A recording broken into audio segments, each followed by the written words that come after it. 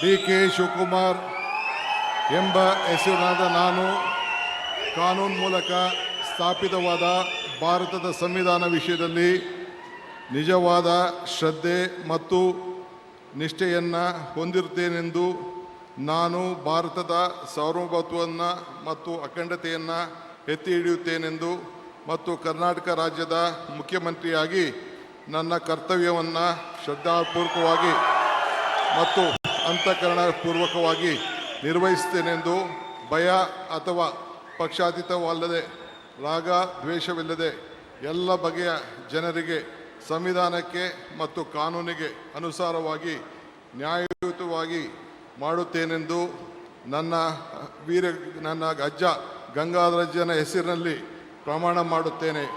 ಶ್ರದ್ಧಾಪೂರ್ವಕವಾಗಿ ಪ್ರತಿಜ್ಞೆಯನ್ನು ಮಾಡುತ್ತೇನೆ. ಮಾನ್ಯ ಮುಖ್ಯಮಂತ್ರಿಗಳು ಈಗ ಪ್ರಮಾಣ ವಚನಕ್ಕೆ ಸಹಿ ಮಾಡಲಿದ್ದಾರೆ.